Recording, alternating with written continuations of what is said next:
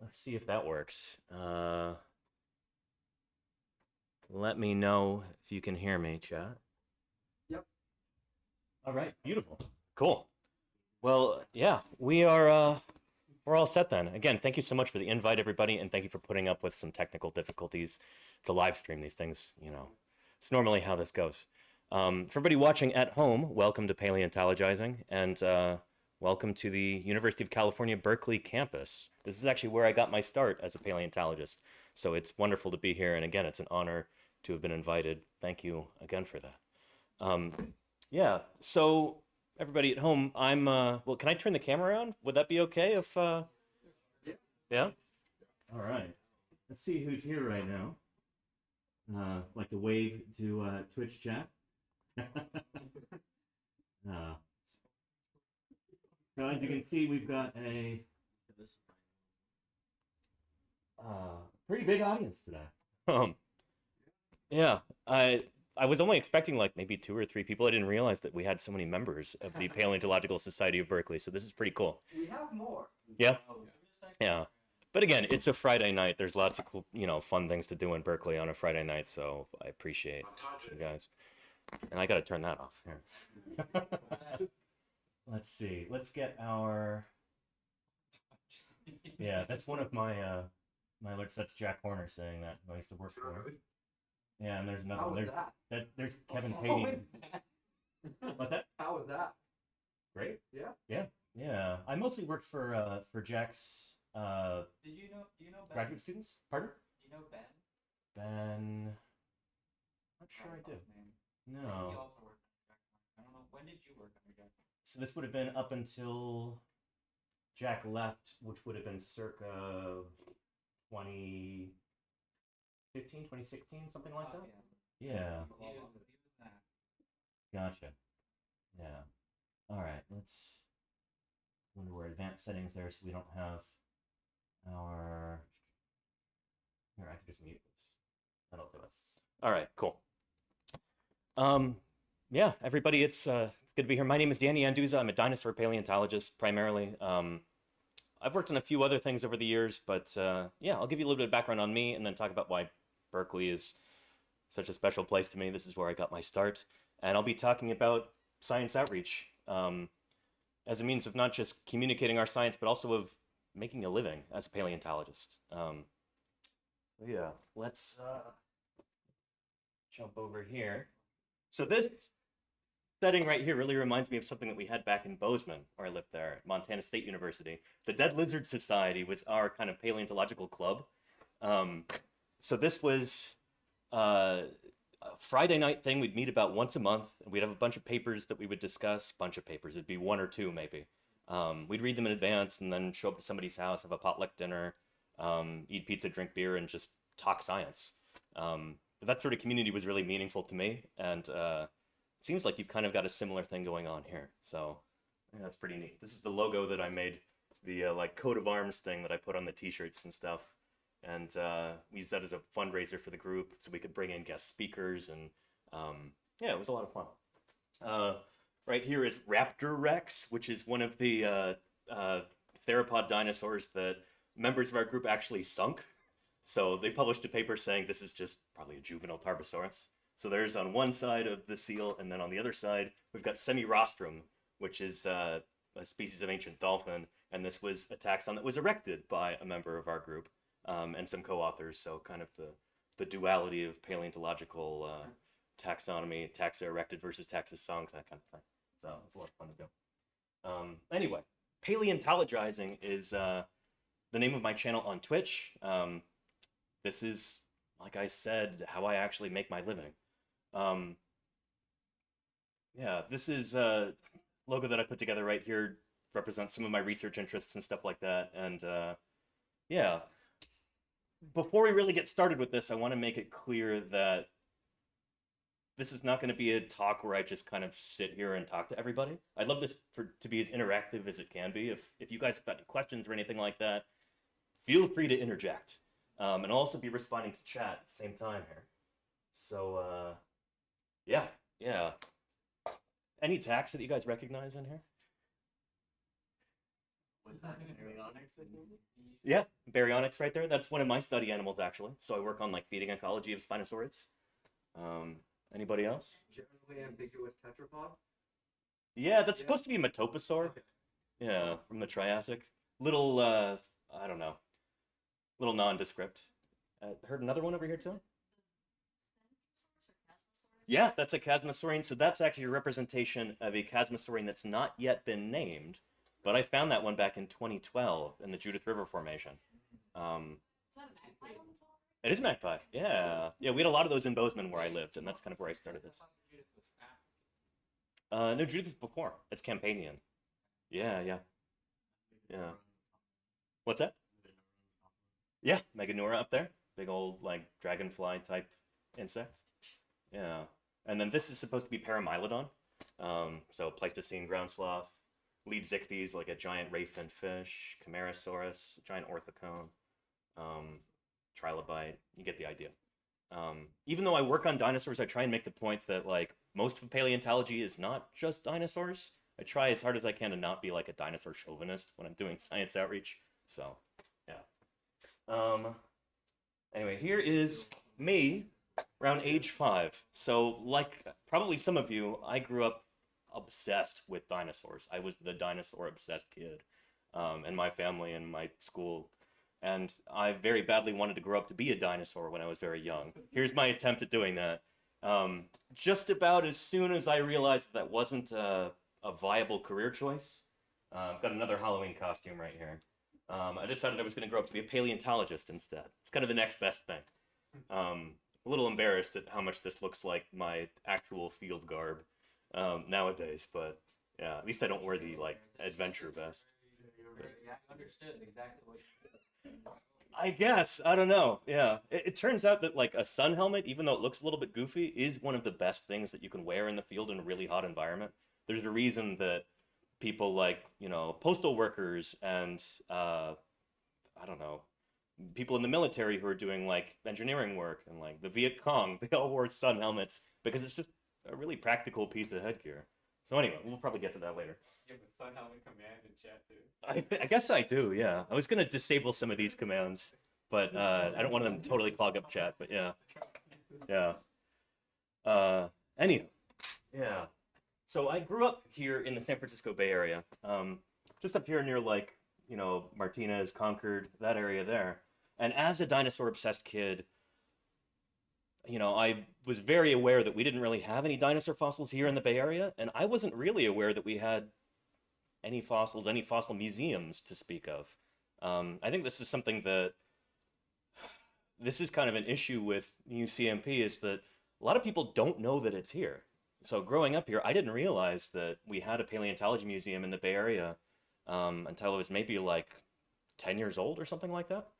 Yeah, like across the Bay, Cal Academy, their collections aren't really displayed either. Exactly. Yeah. Yeah. When I was a little kid, they actually had that like walk through time with all of the different models. They had all those Deinonychus models by Stephen and Sylvia Cherkis, and they got rid of all that when they remodeled the Cal Academy. So they've got practically no fossil stuff nowadays on display.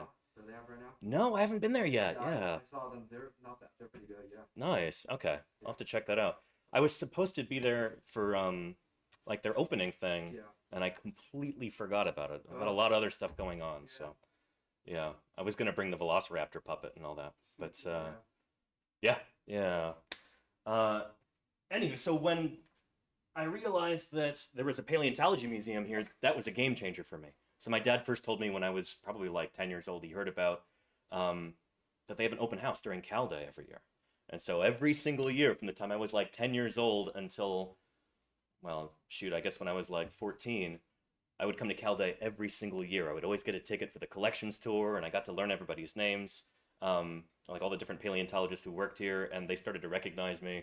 I would buy the t-shirt every single year that Dave Smith would make, and yeah. The thing is, there wasn't a volunteer program when I first, when I was that age.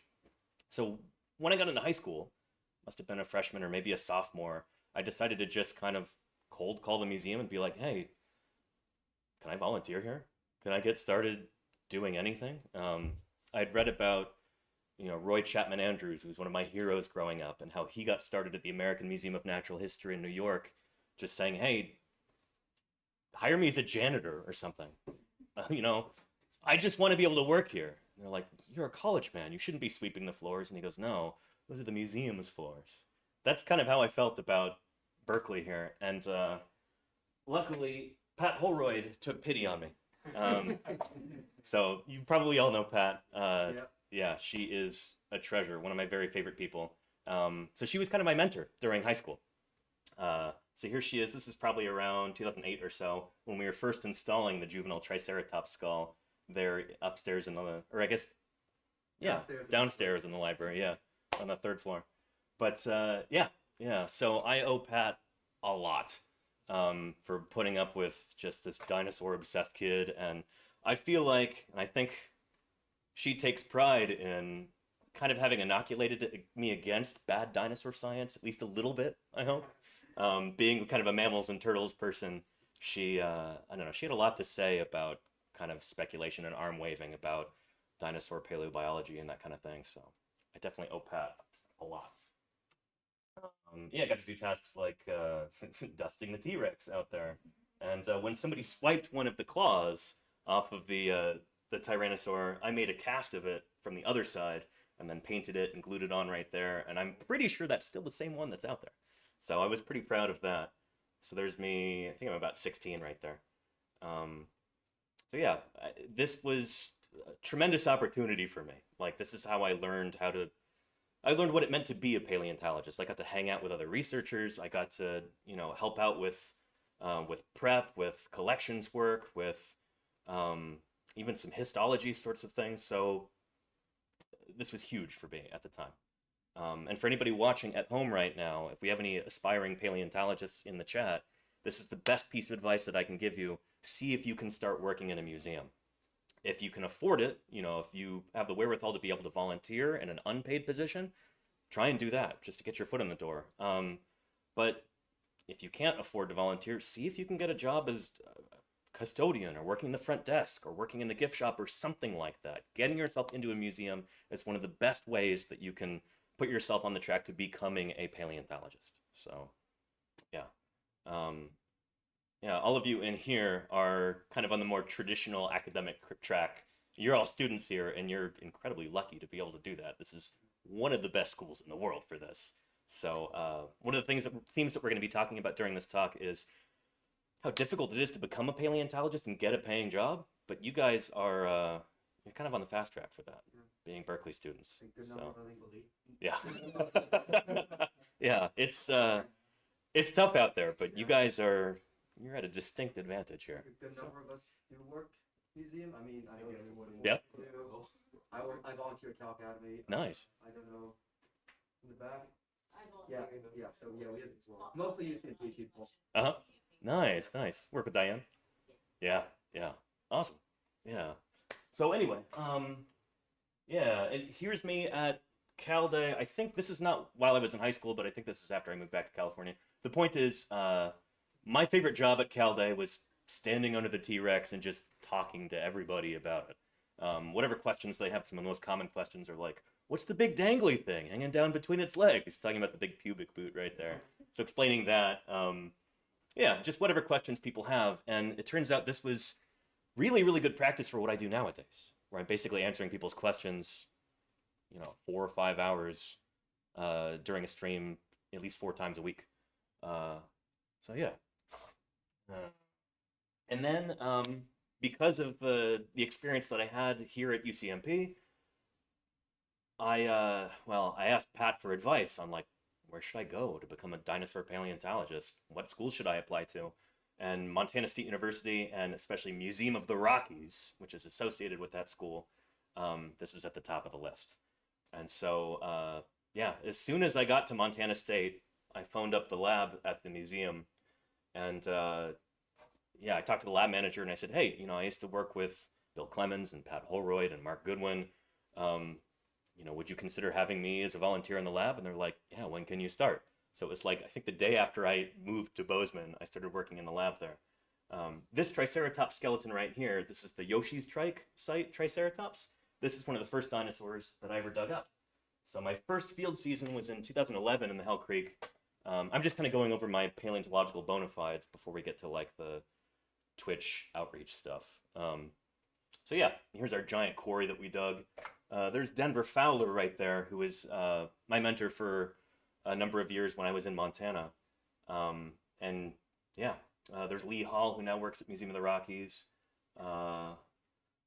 Yeah, Sarah Keenan, who's now at the South Dakota School of Mines. So these are people who have gone on to do really, really cool things since then. And yeah, we moved a lot of rock that year. And yeah, we moved a lot of jackets out of the site. So this is one that I did some scribbling on. Here's some vertebrae in there.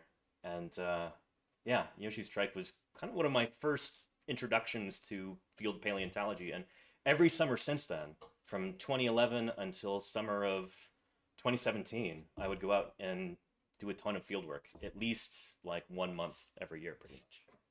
Did you see the talk at SVB this year where they cut the thing with the telephone wire? I missed it. Yeah. So they like cut the jacket with a telephone wire to get all the way under because it's so big, and the other one where they airlifted it with like a Vietnam heli. Yeah, with the Chinook. Yeah. Yeah. So that was Denver and Liz were in charge of that. There's Denver Fowler right there. Yeah.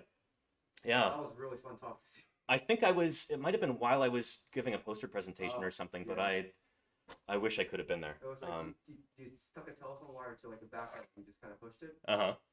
Okay, sure. Nice. Yeah. Yeah.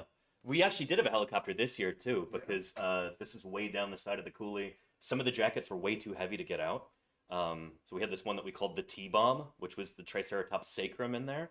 The sucker was probably like 2,000 pounds. So there was no way that we were getting that up the side of the hill and into the truck. So they rented I called a little helicopter. You know, we just phoned up Jack Horner and he's like, yeah, I can get you a helicopter, I guess. He knows some people. So he was able to make some calls and get some money. And yeah, so moved a bunch of jackets and then we got to the T-bomb, the big, I don't know, 1,000, 2,000 pound one. And it was too heavy for the helicopter. So we had to they had to send out another helicopter. Yeah, a Huey, still like the classic Vietnam chopper, the single rotor one. And that took it away about a month later. I wasn't there for that, but I was there for the little helicopter. It's really funny how much like finding a large fossil like that. Yeah. And make a lot of jacket for it. It's like both really cool and then also like how do we get this? Exactly. Yeah. Yeah. And we got it. That's why I'm a fish guy. You just gotta do that, and you have two halves, and you just take them away. Exactly. Yeah. Shoot. I mean, and the Hell Creek, it's ridiculous because the ceratopsians are like sauropod-sized. Like Triceratops is enormous. It's way too big for a ceratopsid. Yeah, and this took 2 seasons to dig up too, and we didn't even get anywhere close to the whole thing. Yeah. But yeah, there's me next to the cast of the skull, which is now on display as we're putting it together. It's got the longest brow horns of any Triceratops ever found, as far as we know. And it seems to be intermediate between the 2 valid species of Triceratops, Triceratops horridus at the bottom of the Hell Creek and Prorsus at the top. This guy's right in between. So we think it represents an anagenetic lineage, potentially. So just like one lineage not splitting, but just changing morphology over time, over about maybe the 1.5 million years that are represented by the Hell Creek. So anyway, I was pretty proud of that. Here's another specimen that I helped work on. This is the Chomper Rex specimen, the world's smallest and youngest baby T-Rex. Skull's about that big. And what you're seeing right here is a 3D print. So the parts that we actually have are much of the dentary. I think we've got some frontals and then a bunch of teeth and a few other little bones from the back of the skull. Denver Fowler, I think, is currently working on describing this. But yeah, Lee Hall first discovered this in 2006, and he thought it was a baby alligator or something like that. He didn't dream that he'd just found the world's smallest T-Rex. So he just put it into a bag and labeled it like alligator jaw, and then it got accessioned into the collections, and it just sat there for years until Denver Fowler was going through one year, and he goes, "Holy cow, this is a baby T-Rex." And yeah, hopefully we get that thing published soon, because there's a lot of like commercial specimens out there. Like, oh, this is the... Yeah, what's that? They're just these small T-Rex things that are being sold. Exactly. Yes. Yeah. And they're all claiming that, oh, this is the smallest T-Rex in the world. This is smaller than any of those. And it's, in a public repository. So we need to get that published soon. It's pretty exciting. This one's on display at Museum of the Rockies. Larry Whitmer and his team put together that 3D model and then printed it for us. Yeah. And then a little bit of research. This is a project that I worked on with Denver Fowler. This is probably around 2013, 2014, on fishing behavior in spinosaurids. Just trying to look at modern piscivorous tetrapods, figure out how they actually catch fish, because a lot of this stuff isn't really super well known. You guys are probably familiar with this, but so many modern taxa are kind of grievously understudied. Like, nobody's ever actually published on what they do. So if we want to figure out how spinosaurids may have caught fish, kind of process of elimination style, we should look at how modern fish-eating tetrapods catch fish and see if any of those methods make any sense at all for spinosaurids. Turns out a lot of those methods do not. So like the way that herons catch fish, it's not how spinosaurids were doing it for a number of different reasons. So I'm working on getting this published right now. It's been a number of years. I'm a little embarrassed about that. But yeah, it should be coming out hopefully sometime this year. Which one was most similar to Spinosaurus? Yeah, so we were looking at grizzly bears, fishing cats, and gharials. Gharials make sense. Yeah. And so spinosaurids have this really weird suite of adaptations that like no other modern piscivorous tetrapod has. So it's like we're looking for bits and pieces of different animals that seem to match up with that. And it's been a really, really cool project. So yeah. And we could talk more about that later if you'd like to. Yeah. This is me in 2015. We got hired by the American Prairie Reserve to go out and do a paleontological survey of their land out in central Montana. And so the leader of the group actually brought out a helicopter at one point and took us for a spin so we could do some prospecting from the air. And that was a ton of fun, as you can imagine.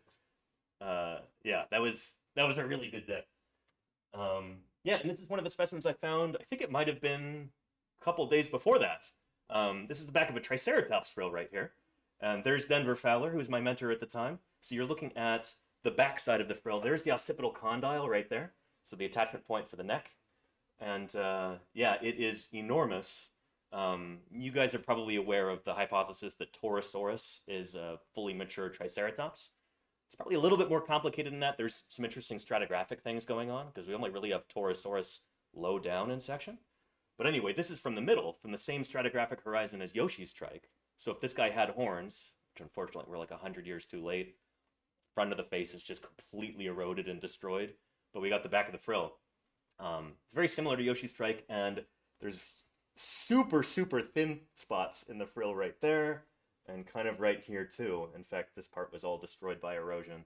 But interesting, it's exactly where you would expect to see a fenestra forming, if indeed it is the same animal. So this is going to turn out to be an important specimen.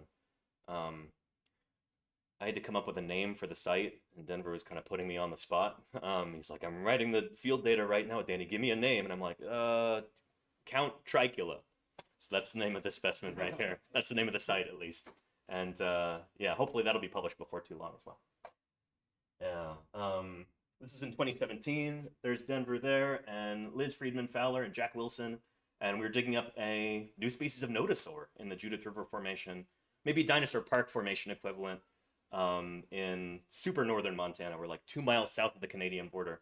And we had a news crew come out and interview us. And I had to, again, really quickly on the spot, draw a nodosaur with no reference or anything. All I had was a fountain pen and lined paper. But just trying to give the news crew an idea of like what this animal might look like in life. We got a skull from it, which is really nice. And because of its stratigraphic position, there's no other nodosaurs that are known from that particular time and place. So it's almost certainly going to be new, which we're pretty excited about. Hopefully that gets published soon. And then here's one of my babies. This is Trirarchuncus, whose name means Captain Hook. It's a little alvarezsaur. This animal was first published on here in Berkeley. So there's a few pieces of its hips that are in collections. And who was it who... It was John Hutchinson who published on it in like 1987 or something like that. Maybe it was in the 90s, I forget. But anyway, he published on it and didn't name it, which we were really, really happy about because it wasn't super diagnostic material. We could tell it was one of these little stubby-armed alvarezsaur dinosaurs, but didn't have enough material to really name it. So when we got more material in 2015, and we found some more stuff in the collections at Museum of the Rockies, we felt justified in actually giving the thing a name. So Denver was lead author on this, and yeah, here's a sculpt that I did of this, a digital sculpt, and I 3D printed it. So I now have like a little true Arcungus that I can put on my desk, and it's often in the background of some of my streams and stuff like that. Yeah. I love what people are saying in the chat. Obsessed with this little dude, by the way. What a peculiar critter. It is just an incredibly bizarre little animal. All of Yeah. the, like, for lack of a better term, finger nipple dinosaurs are really What the just. Yeah. Well, the thing is, the arms are super short and stubby, but they're incredibly robust. I knew someone in So- like, elementary school that called it that, and it Uh-huh. stuck with me ever since. But yeah, like Yeah. one of my friends in elementary school, I think she referred to like Linnanicus as like finger nipples. yeah, Yeah. I had a friend who would refer to pachycephalosaurs as the butthead rammer dinosaurs, and that's always stuck with me too. Anyway, speaking of like funny names for dinosaurs, Captain Hook, True Arcungus, I think is a pretty distinctive name. And yeah, there's me on the author list there. So this is the first paper that I was ever an author on that describes a new dinosaur taxon. So this is pretty near and dear to my heart. Yeah. While I lived in Montana, I don't know, I didn't grow up with a lot of money. It was difficult to pay for school sometimes, so I'd have to work one semester and then go to school one semester and sometimes do half credits and work, half time, that kind of thing. One of the ways that I helped make ends meet was to design and print and sell T-shirts to various museums around the state. So that's something that I did here. Yeah, a lot of the paleontologists and paleo people that I know have got to find interesting ways to try and make a living sometimes. So yeah, that is pretty typical, as I'm sure a lot of you guys know. Me making a delivery to Museum of the Rockies at the time was always good when they would do a T-shirt order, and yeah, I don't know, it's always fun walking past that T-Rex and setting up the camera with a timer. Yeah, and then for a while I had to work at a car dealership just to be able to pay the bills, and that was kind of soul crushing a little bit. But again, the things that we do for fossil science, Still working with fossils, technically just fossil fuels. There you go. Yeah. Yeah. It was around this time that I first started paleontologizing. So at the time, I'd never heard of Twitch before. I'm not somebody who, I don't know, I didn't grow up with a lot of video games or anything, was never that into games. So I was pretty unaware of Twitch. I started a YouTube channel because I wanted to do some science outreach, and I thought maybe there's a way I could make some money doing this. And it didn't work out. Video editing is incredibly time consuming, and the YouTube algorithm just didn't pick it up. And I worked really hard on this for maybe about 6 months in between working full time and doing other stuff. And yeah, but that's when I came up with the name Paleontologizing, trying to come up with a term that's searchable but still like unique and paleontology related. It's pretty difficult sometimes, and so this is the best I could do. A lot of people they have a difficult time pronouncing it, including some of my like paleontologist friends and interviewees and stuff, and it's always pretty funny. Hearing Jim Kirkland, the Utah State paleontologist, paleontologizing, yeah. Anyway, yeah, things in Montana were kind of going downhill, and a lot of opportunities were disappearing. This is around the time that Jack Horner left. There was no longer really like a graduate program at the museum, and so I didn't see much of a future for myself there in Bozeman any longer. And I just really missed the Bay Area, having grown up here. So yeah, decided, what's that? Better weather. Way better weather. Holy cow. Yeah, 6 months of winter is not something I would wish on my worst enemies, But that's sometimes how it is in Montana. So yeah, went back to California. I didn't walk the whole way. Yeah. Yeah. This is part of I just took a still from a video when I've got like a big raid on Twitch, when like a bunch of new viewers come in after somebody else finishes their stream. I've got like a little pre-recorded video that I play to help explain my whole story. I'm not going to subject you guys to that today, but this is part of it. People always joke, "Oh yeah, you know, he walked the whole way." I did not. That's fun. Yeah. So I got really, really lucky upon returning, and that due to some connections from yeah. Anybody recognize where this is at? Yeah. In the city, California Academy of Sciences. I got really lucky upon returning to California. First, I got a job in a print shop, like as a graphic designer, working on some stuff, and then an opportunity came up for me. I think Chris at the front desk and Sarah Al-Shafi. Anybody know Sarah? She was one of Kevin Padian's PhD students here. But they emailed me and they said, Danny, there's a summer position open for like a science camp. Like you should apply to that. And I said, shoot, I will. And it went really well, and that kind of snowballed into a full-time job as a preschool teacher in San Francisco. So here's me with my students at the California Academy of Sciences. I don't know how long we spent here in front of the T-Rex skeleton, which is like the only dinosaur skeleton they have in the whole place. Yeah. Does anybody happen to know? I should play the Jeopardy music here.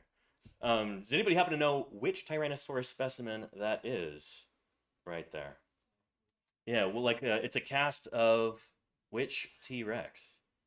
It's one of the more obscure ones. Yeah. It's not Sue, it's not the Wonkel Rex like we have here. It's not Stan. It's Black Beauty from up in Canada, who I think is at the Royal Tyrrell Museum in Drumheller. You don't see a lot of casts of Black Beauty, but yeah, that's it right there. So anyway, yeah, this was me and my students at the Golden Gate Bridge. So I was mostly like an outdoor ed teacher. So we'd go march around the Presidio all day in the city and, you know, just kind of be in nature, go like whale watching on the beach and talk about all the birds and the insects and everything that we would see. This was a ton of fun, and it actually paid pretty decently, much more than like any of my previous paleo jobs had. So I was able to save some money. And yeah, this photo was taken, I think, 2 days before COVID. So it was right then, yeah, that everything locked down. So that must have been like March 11th or something like that, or 12th. March 13th, as I recall, was big COVID lockdown. Yeah. And so I was really lucky in that the school that I was working for didn't just like completely shut down. We just moved to online. So that meant I had to get a webcam, I had to get a microphone, I had to learn how to essentially stream live from my apartment. And that actually set me up beautifully for Twitch. But before we get to that, detour here. I want to talk about science outreach because that's kind of the topic of this whole thing, and that's what I do full time. Hashtag SciComm is something that I have a very mixed relationship with, because while science communication is incredibly important, oftentimes you see this hashtag associated with stuff that's it's kind of preaching to the choir. This is like a perennial problem with doing science outreach online, is that how do you reach audiences who maybe aren't necessarily interested in science to start with? People who maybe didn't know that they could ever be interested in science. A lot of hashtag SciComm is kind of preaching to the choir. It's really, really difficult to actually like reach people who kind of need it most, you know? And that's a big problem in the US especially. You guys may have seen this before, but public acceptance of evolution in the United States in particular is kind of grievously low for a number of different reasons. Yeah, Eugenie Scott, who used to run the National Center for Science Education here in the Bay Area, she used to give talks about this, and she'd pull up this chart and the audience would gasp. And she says, well, it's not that bad. The blue is like acceptance of evolution in different countries. I don't know if you guys can read this. It's a little bit small We there. can see where the U.S. is. Yeah, U.S. is right here. Not at the very bottom. She always says, well, at least we beat Turkey. But this is pretty abysmal. There's a lot of ramifications for this, especially around like COVID, because people who maybe are suspicious of the idea of science, including evolution, are often suspicious of a lot of like public health measures, vaccines, stuff like that. You know, the stuff that that really matters to people's lives, the stuff that, you know, can help keep us alive. So evolution education is extraordinarily important, but we as paleontologists, we kind of have an ace up our sleeves here. We've got an advantage. Oh, shoot, wrong slide. Anyway, before we get to the positive, here's more of the negative. This is from 2023. There's much worse headlines that I could have picked since then, but I had this one already ready to go. But this guy is second in line to the presidency still, the Speaker of the House, Mike Johnson. Yeah, ardent young Earth creationist, very, very against the idea of evolution. Yeah, and that's not an uncommon thing in this country, obviously. If you've ever, like, you know, driven much around the United States, you've probably seen this billboard around a lot. Yeah. It's pretty frustrating as like an evolutionary biologist, as a paleontologist, but this is kind of the ace that we have up our sleeves here. Yeah, so this was a study that was done with, they were looking at, it was purchasing habits on Amazon. So they would look at different like political books that people would buy, right wing or left wing or whatever. The one kind of book that both sides of the political aisle would purchase also were books on paleontology. Because people have kids. Yeah, that's part of it. And also, I don't know, dinosaurs are just fascinating. And other fossil organisms are too. Again, I'm not trying to be a dinosaur chauvinist here. But yeah. So we have a distinct advantage as paleontologists where when we talk to the public about our science, we don't have to really sell it to people that hard. Like, dinosaurs are already really popular, as are some other fossil organisms, Pleistocene megafauna and stuff like that, trilobites to a certain extent. Maybe not fossil fishes as much, but, you know, that's something that I think we should be working on. Yeah. I'm all for that. But yeah. And then that brings us to Twitch. So at the beginning of the pandemic, I had kind of just started to hear about Twitch, and I happened to meet somebody who worked there, and she kind of introduced me to the platform. And during COVID, you know, people are on lockdown. They're trying to socialize online. They're trying to, I don't know, keep their brains from atrophying too much. So Twitch viewership exploded at the time, just skyrocketed. And I asked her, is anybody doing science outreach on Twitch? And she said, I don't think so. Because Twitch is primarily, you know, a video game streaming platform. When people think of Twitch, they think of, you know, video games. But in that I saw an opportunity.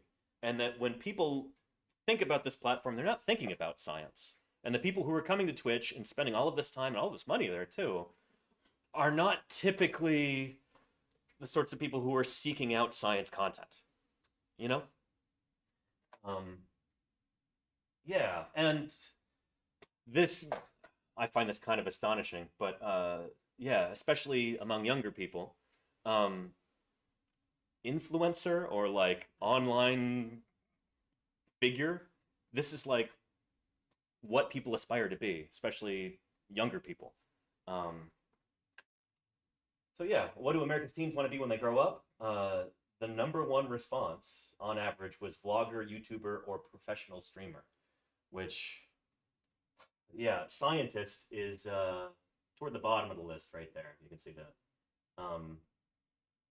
Yeah, I thought, why not? Yeah.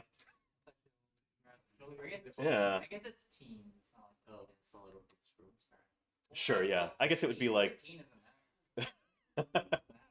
I guess if it were skewed to be like, yeah, not age 13 to 17, but we're like for up to age 7, paleontologist would probably be pretty high on the list, as would veterinarian, astronaut, firefighter. What's up?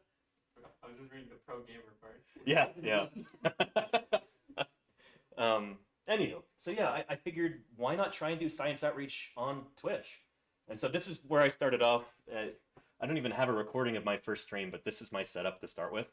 I would do this every day after I would finish up with the online classes for my students. So this was, I think it was May of 2020 that I first started with this and had just like maybe 2 or 3 people in the audience.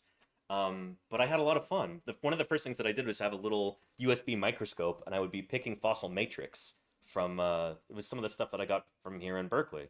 I think it's like Puercan is the land mammal age. So it's mostly mammal stuff and gar scales and all of that, and then a few like super worn, reworked Triceratops teeth in there too. Um, but yeah, that's what I started doing, and people kind of loved it. When I showed you that photo earlier of like being there at Cal Day, standing under the T Rex, talking to people, this is essentially the same thing. People trickle in the chat, they ask questions, and whatever they happen to be curious about, I try and answer those questions for them. We'll look at the original scientific literature. We'll look at YouTube videos. I'll show photos from my field work. I'll talk about my own research, all of that stuff. Yeah, interviews with other paleontologists is something that I'm increasingly doing, but this is my very first ever interview. Does anybody know who that is? That's Rebecca Hunt Foster. She worked on Arkansaurus, but she's now the official park paleontologist at Dinosaur National Monument too. So yeah, she very graciously agreed to be my first interviewee when I did not know what I was doing. So very, very kind of her. Yeah, I do a lot of special events on stream too. So this is on the anniversary of the birth of Mary Mantell, who was the discoverer of Iguanodon. Yeah, lots of special events like this, various paleontologist birthdays or death dates or the dates of important discoveries. I do a special stream every year for Fishmas, which is what I call the anniversary of the discovery of the coelacanth, which was, I think, December. The discovery or the rediscovery? Rediscovery. Yes. Vladimiria chalumnae, the modern West Indian Ocean coelacanth. Yeah, by Marjorie Courtney Latimer. So, yeah, all kinds of stuff like that. Lots of special events. Theropods Giving is something that's like a month-long thing every November. So we talk all about the dinosaurian origin of birds. And yeah, this is my new setup in my office as of a couple years ago. Yeah, so I've got 3 different Archaeopteryx 3D printed specimens there. And yeah, this is something I kind of took from Kevin Padian, actually. I've heard legends, I don't know how true they are. It sounds really cool. But at Thanksgiving, Kevin Padian would invite a bunch of students over for like if the students didn't have a place to go for Thanksgiving, he'd be like, come on over and we'll dissect a theropod. So we'd have this big, like demonstration of taking apart this turkey and talking about all the different dinosaurian traits in it. And I haven't done that yet, but I did put this together, which is a like printable infographic thing showing a turkey skeleton and a velociraptor skeleton. And just talking about all these different features there. And every year I encourage people to print this out and share it with their friends and family and stuff. And yeah, this actually got me an interview on Irish radio. I got to talk to Pat Kelly about this, which is pretty neat. They don't have Thanksgiving in Ireland, so it's for Christmas instead. But I tried very hard to like not put references to Thanksgiving in this, so it would be a little bit more international. But yeah. Yeah, fun stuff. One thing that I try and do for every single office stream, this is like when I'm not out in the field and I'm not traveling, I stream from my office. So I've got this whole setup with all these different cameras and color changing lights and all of this stuff. This has been slowly built up over 5 years now. But yeah, I try and change the background out every single day to keep things interesting. So, and I try and keep it topical too. Like if we're going to be talking about Dromaeosaurids or talking about the earliest Cretaceous of North America, I'll have my Utah raptor skull up there. This sort of thing might look like really expensive. I 3D print all of these things myself, so it's like it's dirt cheap compared to what it would be if I were to purchase them. Would not be able to afford that kind of thing. But I do a lot of 3D printing, and yeah, some of that is going to be. I've actually been bringing a lot of specimens down to the Children's Natural History Museum in Fremont, and I'm going to be continuing to do that because they've I'm building some dinosaur exhibits with them, and I'm pretty excited about that. Yeah, and so here's the background here. This is what do you think we were talking about this day? Yeah. So I've got a Euplacephalus skull right there, and Ankylosaurus scute 3D printed. These panels right here are metal, and I've got like grass cloth over them, so you can't tell it's metal. So I've got magnets on here, and that makes it super easy to change everything out every day. I wanted it to be as like versatile as possible in order to keep things interesting. I'm trying to get the idea across that paleontology is a super dynamic science. It doesn't stand still. There's new discoveries all the time, and I want that to be reflected in my background too. So, yeah, that's my office. There's Jim Kirkland right there. A lot of you probably recognize him. This is a special stream that we did at the Utah Geological Survey. This is, was anybody happen to know any ideas what this is right here? This gigantic jacket. It's about the size of a minivan. It's the Utahraptor mega block. Yeah, yeah. So there's at least a dozen different dromaeosaurs in here. Probably multiple species. It's probably not all Utahraptor anymore. There's like a smaller, more gracile thing in there also that doesn't seem to be a juvenile Utahraptor. So we did a special stream here. This is a couple years ago. And Twitch actually put me on the front page for this. So we had something like 16,000 viewers during this. It was really, really cool. And that was at the very beginning of my fieldwork streams for that year. So that's one thing that I'm excited to talk about too, is the idea of streaming live from the field.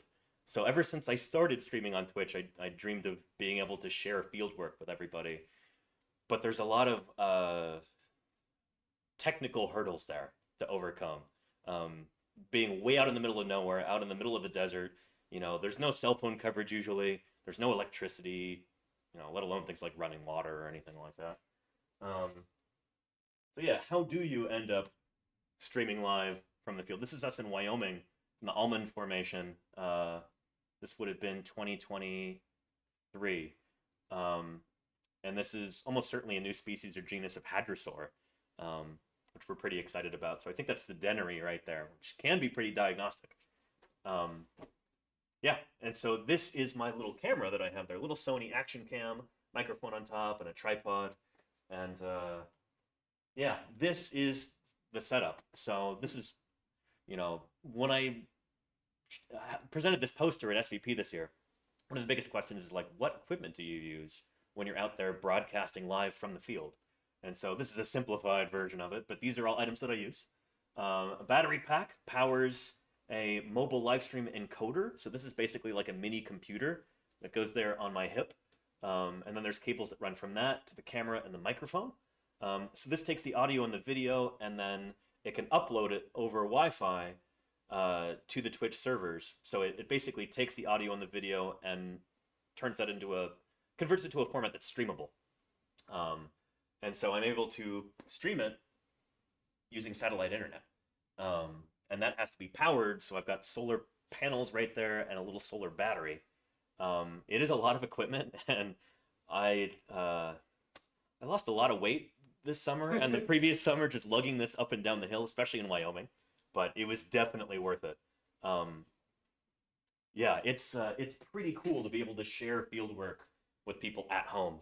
It is funny. Yeah. If you think about like fields related to animals and living things, Uh-huh. it's probably one of the only ones where you can live stream field work because you're Yeah. dealing with things that are alive around you. Exactly, yeah, yeah. We did have like a lot of encounters with living animals too. There'd be bugs that would just Yeah. like fly in front of the camera, or Yeah. But you it's know. not like, oh, here's a bear right in front of me. Exactly, yeah, yeah. But yeah, I don't know. That's the nice thing about dinosaurs is they generally stay still. So like, yeah, you could just kind of keep the camera trained on them as you're digging them, and it's fine. Here's us in Utah, in the Cedar Mountain Formation. This is just above the Jurassic Cretaceous boundary. So this is one of the oldest Cretaceous sites, not just in North America, but anywhere in the world, which is pretty darn cool. We've got at least one new species of iguanodont in here, probably two. We've been digging that for the past 3 years, and here's my setup right here. So we've got the satellite dish. There's the solar battery. There's the solar panels. Here's a shade tarp that I use to keep everything from overheating. It gets like, it can be 110 degrees in the shade there during the summer in Utah. Hence our shade tarps right here. But yeah, this is the setup. It's a lot of work to put together, but yeah, I'm really lucky to have it. Almost all of this gear was actually crowdfunded through my viewership, through my community, and I'm incredibly grateful for all of the support there. But this is when I get my best viewership during the year. We might have 500 or 600 people at any given moment watching, and it's just tremendous being able to say, hey, this is how we dig up dinosaurs. You know, it's not like in Jurassic Park where you've got this beautiful, complete Deinonychus just all laid out there in like bas relief before you. It's a lot more. Well, those of you who've done field work know it can be a lot more tedious. Um, the fossils are not nearly as pretty as they are in Hollywood. You know, all of that stuff. So it's really cool just to be able to show people firsthand what this is like and answer their questions live, and all of that. So, yeah. Did you? What's that? There was one time Danny ate a bug. Oh yeah, shoot! I was walking around talking to the camera, and a bug went right down my throat. I don't know, some kind of beetle probably, just by the numbers, you know. Those coleopterans are pretty diverse. The Twitch streamer didn't know? No, they knew. Yeah. I couldn't keep that a secret. It was like, yeah, it became a whole ordeal. Yeah, this is a crowdfunding page that we did. So when we were starting off with like trying to go big with this field work in Wyoming, we didn't have any funding. And I asked our team leader, Ethan Cowgill, like, can I try and raise some funds via Twitch? So this is on experiment.com, which is kind of like a GoFundMe sort of thing, but for science. I don't know if we'll go with them again because they're a really small operation and it took them a long time to like get us our money. So anyway, luckily we don't have to do this kind of thing anymore. But yeah, we were able to raise that first year $7,100. Almost every dollar of that came from the viewership, which was incredible.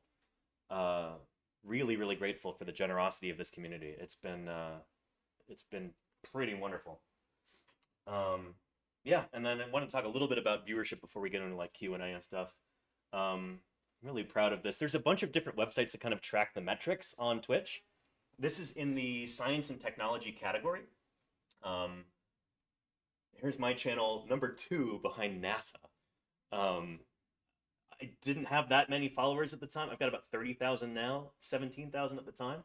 But consistently streaming, at the time I was doing this 5 days a week, unless I was in the field, then it was 7 days a week. And about 4 hours each stream from my office, and then 2 or 3 hours every day in the field. So yeah, just consistent viewership over a bunch of different streams like that. It really pays dividends. And yeah, this is in the science and technology category. This is a different site that tracks Twitch metrics, and right there, number 1 best streamer. Wild. Yeah. Yeah, and then here's my poster from SVP this year. So yeah, with that, I think we're coming up on what, 6:42 p.m. Where we're going until about 7, or how does this usually work? Well, we normally end around 6:30. Oh, you do? Oh, thank you so much for sticking around. Shoot, I didn't realize. Yeah. Anyone needs to go. Yeah, please. I really appreciate you having been here. Yeah. We usually try to end it at least by 7. Okay. Like, Yeah, yeah. They don't like it when we stay overtime in this room. Gotcha. Yeah. So yeah. This is a whole list of like, I did a viewer survey, so I'd actually have some stuff to talk about on the poster this year for SVP, and the responses that I got were just nuts. It turns out, like my goofy streams like this, there's a lot of people who, it's really meaningful for them. There were at least 2 different people at SVP this year who came to the conference who were maybe not that interested in paleontology until they started watching the broadcasts, like within the last couple of years. And I've got a number of people who, like, these streams helped rekindle kind of a childhood passion for natural history, and now they're pursuing careers as scientists. And I don't know if there's any higher praise that I can get than that. So yeah, it's wonderful being able to wake up every day and be really proud of what I'm doing and feel like I'm making a difference, even if it's not the typical like academic route as a paleontologist, even if it's not a professorship or something that's tenure track or a museum curator or something. I'm really grateful to have this opportunity to make my living doing this, and yeah, I appreciate your time, everybody. Thanks for letting me speak before you today. And I can stick around for as long as we want to answer any questions or anything like that. Yeah. I was just wondering. Yeah. If you ever had if you've ever had Pat on. I've asked Pat if she wants to appear, I and feel like Pat she's would- like, no. Yeah. Yeah. I feel like ask anyone else. Yeah. Yeah. I'm gonna see if I can get Lisa on there at some point. Lisa would. yeah. Lisa definitely. Yeah. Yeah. This is the Lisa thing. Yeah, for sure. She did a podcast. I was like, oh, Yeah. Yeah. maybe Pat's in chat right now. But I don't think Pat. is. Let's see how many people we got. No, I don't think so. Here we go. 195. Not bad. This is way later than I normally stream. Yeah.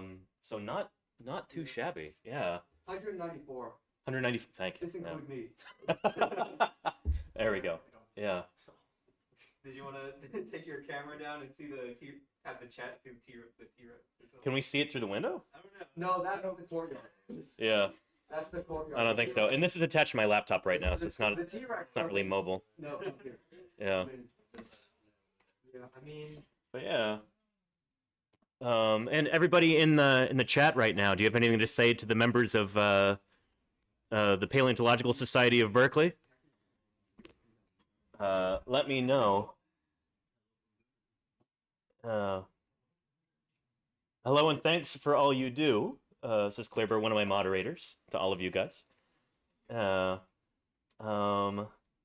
Sign up for interviews with Danny so we can hear about all of your wonderful work. That's actually a good suggestion. If anybody here is working on a project and they'd like to help get some attention for it, that kind of thing, let me know. I'd be happy to feature you on stream. Yeah. go on foot here. Yeah, and it doesn't necessarily have to be like directly fossil related either. Anything evolutionary biology or adjacent to that. Yeah. Yeah. Is that you, Aiden? That is in fact me. Were you right there? Hello from the paleontologist. Nice. Yeah. Yes. Oh, that was. You. Oh, okay. Very cool. Yeah. Wait, Dude, what? I saw that one. What I and said. I was like, I was the fifth person. And Yeah, no, that was 100% me.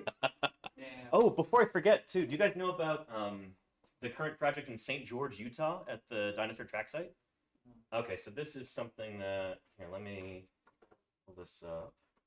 Any of them stream. No, I do not believe any of us I streamed. used to. I stopped. Oh, You streamed. what did you stream? Let's see here. Okay. So it wasn't anything. Well, that's the really cool thing about streaming is that you don't have to edit anything. Question that's- for us. Yeah. How easy or hard is it usually to get qualified for volunteers for digs? I think you're probably the best to answer that. A little bit of a weird case though, because the thing was that when I volunteered, it's because I had signed up for a class through Washington, and Okay. but then the class had to get canceled because the professor that I was teaching it ended up transferring over to Oregon.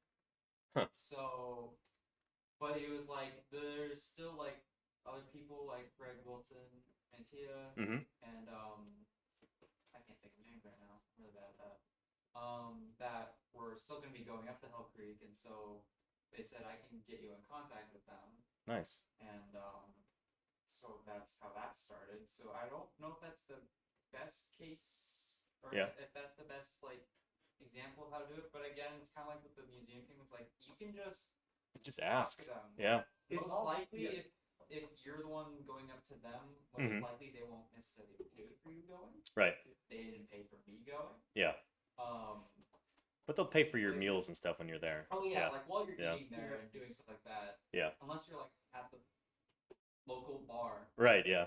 Yeah, they're not gonna pay your tab at the Hell Creek bar. They buy all the like, supplies for that stuff, so Yeah. you'll be able to eat that, like lunch supplies, things like that, dinner. Yeah. Also, probably depends on your definition of dig, Yes. Yes. Yeah. So because dinosaur dig and other things are very different.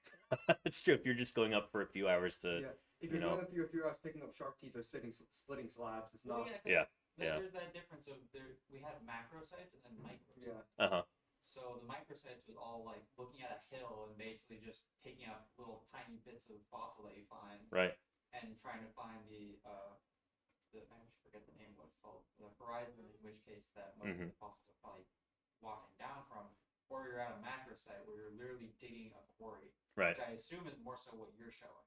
Yeah. Most of the time. Yeah. Yeah. Yeah. So like because we've got to have the solar panels and the satellite dish there, I can't really walk around and stream prospecting. So it's got to be like in a set location, like a quarry.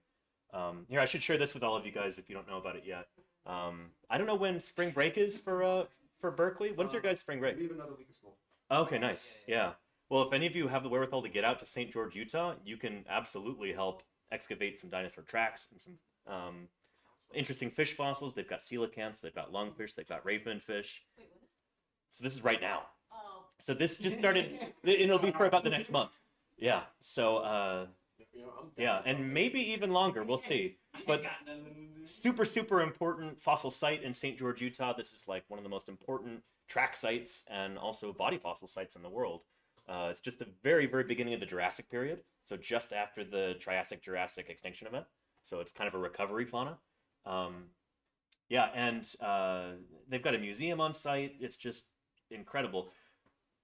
The problem is, like, the reason this is like a salvage operation, an emergency excavation, is that the land that this is on is going to be bulldozed and turned into a construction site. Maybe like beginning of May, maybe end of May. We're not totally sure about that. And this So- is in LA when they start a construction site, they call it the tar pits or something. Like, hey, we got something. Yeah, this is very different, unfortunately. So yeah, I'm going to be heading down there maybe on Tuesday, and I'm going to try and stream from the site. And I'll be down there for probably about a week to start with, and then I might be going back out. But I've been trying to raise as much attention for this as I can, trying to inform people so they can volunteer or they can donate if they have the wherewithal. But if you or anybody you know would like to do some field work, like ASAP, This sounds pretty fun. it is going to be really cool. So So another question for us, I see. How yeah. easy or hard is it usually to get qualified volunteers for digs? I feel like I'm of the mind you can teach anyone to be good, fairly good at digs. I fairly agree. easy. Yeah. Like, I think it's gotten better. yeah, because like I've gone on a trip. I did a summer at the Houston Museum, and I went on a trip with them, and they had just like museum members and stuff go, and it was like there were like old, like fairly old people that have never held anything, doing excavating dinosaurs. This is with Pete Larson in Black Hills. So Okay. Yeah. so yeah, but Yeah. like you can teach them to do things. Yeah. As long And as so people long can take as- orders well, you know. So long Yeah. as they don't go around swinging hammers. Exactly. Yeah. Yeah, Yeah. I, feel Get like, them I feel like with that, if you're worried about like not knowing what you're looking for, Mhm. Yeah. in that case, just ask the people Yeah. around you all the Yeah. time. You're surrounded by They're more than like okay with like hearing from you about like, is this a fossil? Is this a fossil? They'd rather you annoy them with questions about whether or not this is a fossil than to accidentally damage a fossil. Absolutely. Yeah. It would take the air on the side of caution there. Yes. Yeah. Yeah. So Yeah, museum, especially now. Museums will probably take people and volunteers yeah. to help with stuff. Yeah. Yeah, especially after without- recent events. Without a Yeah. doubt. Yes. You know, defunding of different scientific enterprises in the U.S. It's yeah. Anywho, I guess we'll go ahead and wrap up this here. We want to make sure we get out of here before they come yell at us, right? Yeah. I think they're probably also not here right now, but who knows? Okay. But yeah, yeah. I think we'll go ahead and wrap up the stream. If you guys have any questions about like the nuts and bolts of streaming, no, let me know before we go ahead and wrap this up. I can maybe show you. You ever have difficulties with like the streaming out in the field where you're kind of worried about like, do you have to like put like winter jackets on things sometimes? Sometimes, Or do you try to Yeah. excavate the entire? This past year actually. we were I'm gonna just have, like, wondering if you really ever busy. are worried about like poachers or things like that. Definitely. Okay. Yeah, this past year when we were working in Utah, on the very last day, last afternoon, we found like 6 new big limbs of this one dog. Many legs. And we're like, either we try and do, we work until midnight, even though we have to leave first thing tomorrow morning, or we just cover it up really, really well and come back next year. And hopefully we've got funding for that this next year to go back and get those. Yeah. Because there's some good tibiae in there, and that would be perfect to histologically sample, figure out how old Yeah. these critters are. I think another thing I just wanted to add, like when you talk about like histology and bone study, Yeah. and you talk about 3D printing stuff. Uh-huh. 3D prints can also be very useful Yeah. in analyzing things. Like we have Definitely. people here, you know, If you're just looking at the external like morphology. Jack, or just like structural stuff, like Yeah. with the Jack and the saber-tooth teeth. So Uh-huh. yeah, Yeah. and 3D maybe something I printing might be is doing soon. So Awesome. Yeah. It's and there's some like because you can't smash a bone. Yeah. You can smash Yeah. plastic. I feel like we as paleontologists are just starting to realize like the full potential potential of 3D printing. Yeah. And it's an exciting time to be involved with that. I've been teaching myself how to use Blender recently, which is it's not an easy program. I tried that once. I stopped after about an hour. Yeah. I made kind of a Spinosaurus on it once. Nice. Yeah. Yeah. But yeah, it's opening up a lot of doors for me to be able to take photogrammetric scans and stuff like that and actually clean them up so they are 3D printable, that kind of thing. And there's other stuff too, like there's a kind of a wonky model that I have of a Carnotaurus skull online, and it doesn't quite look like the real thing, so I'm gonna be able to tweak it and then make like basically a teaching specimen out of it and 3D printed. So it's gonna be an upcoming project too. How's everyone doing with classes? Yeah, sure. I'd say we're getting our homework done. It's going. It's happening. Yeah. There's a week until spring break, and that's all that matters. Too many bird families. Too many. Bird taxonomy is Too many bird families. there was oh no shoot, it's not birds, it's fishes. There's that new fish taxonomy paper that just came out. Did you see that? Another the one? It was like today or yesterday. Oh my! Yeah, and so like there's I think I thought like forms are getting yeah. all rearranged and everything. well they're not. Perch and perciforms are perch. We call things perch, and they're perciforms doesn't matter. I just thought like after the Thackeray Near one like 2 years ago that nothing would come out for a bit, It That was was like today or because that was such a big one, Yeah. That one. yeah, There's a new one. yeah, God. yeah. Oh well. Maybe the chatters would like to know too how some of you chose Berkeley as your school to go to for paleo for evolutionary biology.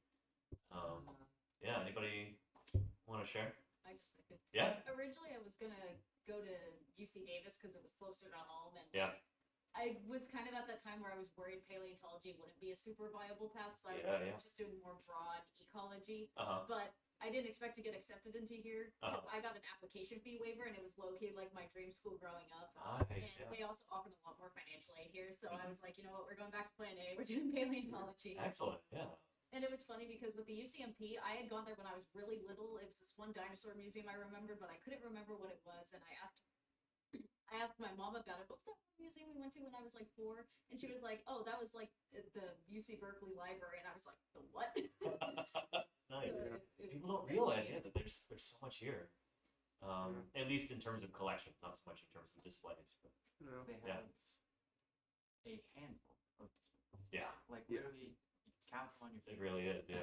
Yeah. Some of them are attending the same display. Just went downstairs right before we started this so I could take a picture of that sign that Chris put on the window that says UCMP is not a public museum. Like, because I want to have an image of that so I can show people on stream when we talk about Berkeley and everything. There's a few displays to see, but yeah, I'm actually involved with a project trying to build a big public museum down in Fremont, California, kind of centered around the Irvingtonian fauna there. So like, is it like Middle Pleistocene? But yeah, so if any of you are curious about that, that's something I'd be happy to talk about in the future. But yeah. Anybody else have a Berkeley origin story? How they chose the school?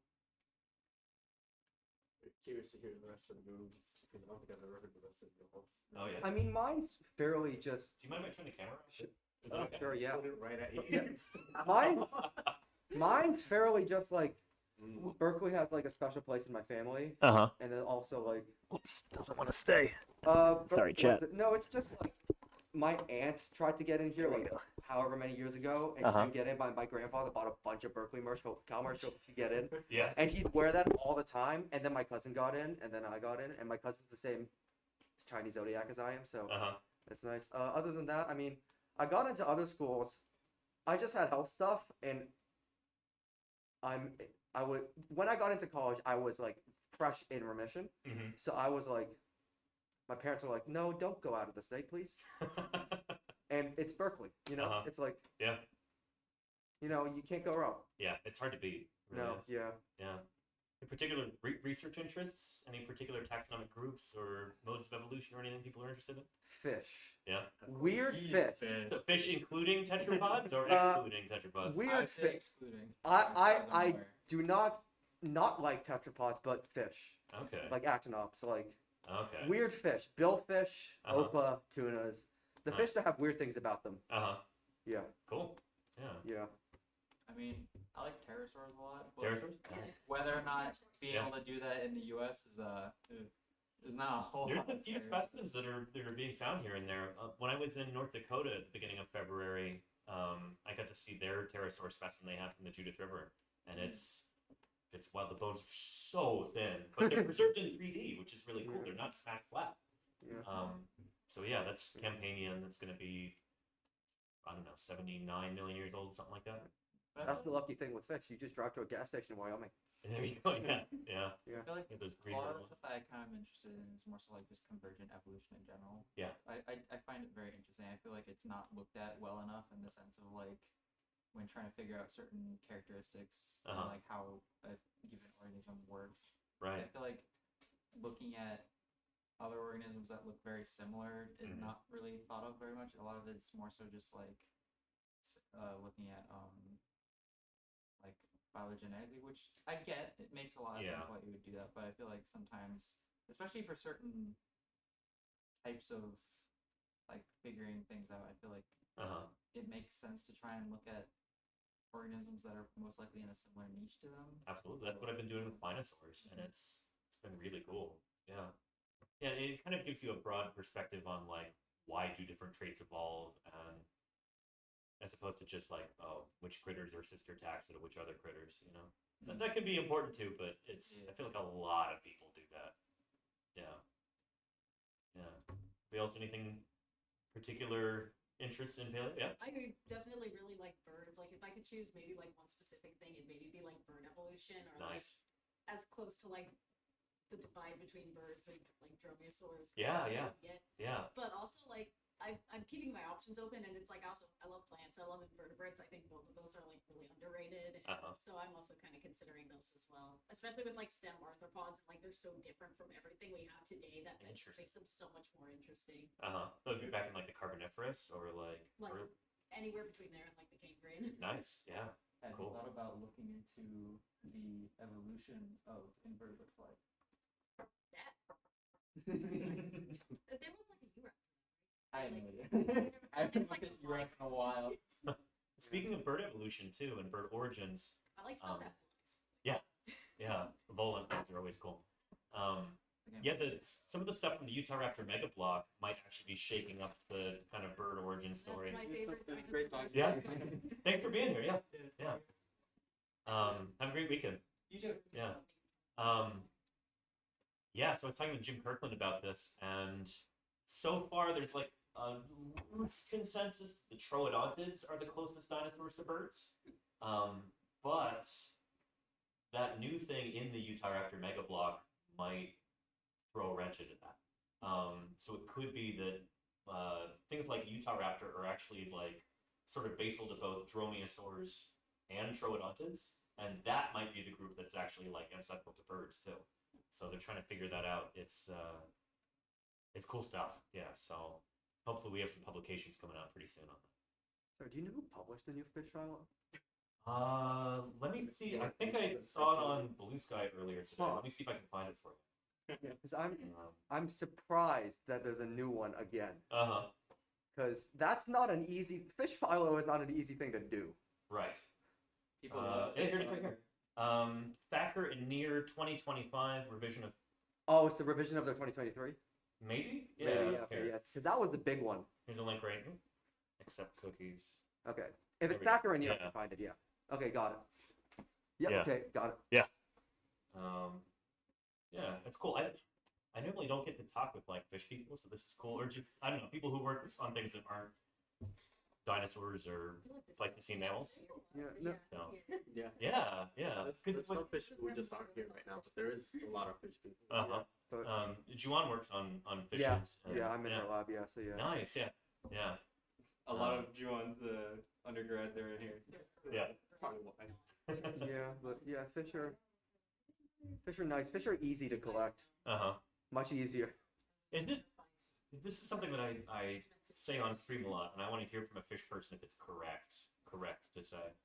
Could you say that fish and vertebrate are essentially interchangeable terms? Like basically all vertebrates are fish? Phylogenetically. Yeah. Yes. So there aren't any If like we're talking, stem fishes that aren't fishes, or like what about like a lamprey or a hagfish or something? Are they fish? They are fish. They are fish. They are fish. So they're Okay. they're is it agnathids? I don't remember the exact Uh-huh. grouping, but so in fisheries terms, right? Yeah. There's shellfish, and then there's Sure. what we call finfish Uh-huh. in fisheries Right. exclusively. Yeah. I think it's a really silly phrase, I but agree. but they call them finfish. Uh-huh. But yeah, fish. Well, because fish, you have the true fish. We have true fish, which are actinopter ray fins and sarcops, Okay. and then you have chondrichthyans, right? So cartilaginous fish, Yeah, yeah. which are fish but not. And then you have lampreys and hagfish, which are. I have a midterm on this next week. I should know this. I think they're agnathids, yeah. Yeah, they're it's agnathids, yeah. But yeah, Yeah. they are, I believe, basal than ray finned. I would imagine. Yeah. Yeah. They definitely Yeah, are. they definitely they are 100% are. But when you're talking about fish, is in terms of studying fish, yes, you can say that. You can say that more than you can say. Phylogenetically. So Yeah. every animal with bones is a fish, essentially. When you put it that way. Yeah, right? Yeah, yeah. All But, like, I vertebrate guess animals when, are fish. when you say you study fish, you're studying one of those three groups: chondrichthyes, agnathids, or actinops, right? Or Right. coelacanths. So, Yeah. yeah. Cool. Yeah. Thank you for clearing that up for me. I appreciate it. I'm glad I wasn't way off the mark there. No. Yeah. Yeah. We joke about that in the lab whenever Yeah. we say fish. Phylogenetic fish. Right. Yeah. Well, cool. I think it's after 7 o'clock now. I don't want to get you guys in trouble. I should probably wrap up the stream now. So here, let's scoot this back around. Thank you, Tiktaalik. And for- yeah, let's see what we can raid into here real quick. So all of our viewers here, I'm gonna see if we can dump them into somebody else's channel right now. Maybe somebody else doing some science on Twitch. Let's see here. Channels. Oh, there's Blue Boodles right there. Okay, we're gonna go right into her. She is into astrobiology and all kinds of space stuff. We're gonna go right into her real quick. Raid. Boodles. There we go. Excellent. Yeah. It's like the primary means of discovery on Twitch. If any of you are familiar with the platform, there's like an inherent kind of challenge to like a live medium, and it's like, how do you find new stuff? How do new people discover you? So this is kind of the primary mechanism for this on the platform. It's like when you're done with your stream, you move everybody else, all of your viewers, over to another stream. So let's go ahead and do that right now. Everybody at home, thank you so much for watching. I appreciate your attention and your support and everything else. Thanks for spending part of your Friday night with us, or whatever time it may be in your particular time zone. I appreciate you. I'll be streaming again on Monday, probably getting ready to go out to Utah for this emergency excavation in St. George, so I'll catch you all later. Thanks for being here. Let's go right into Moogles.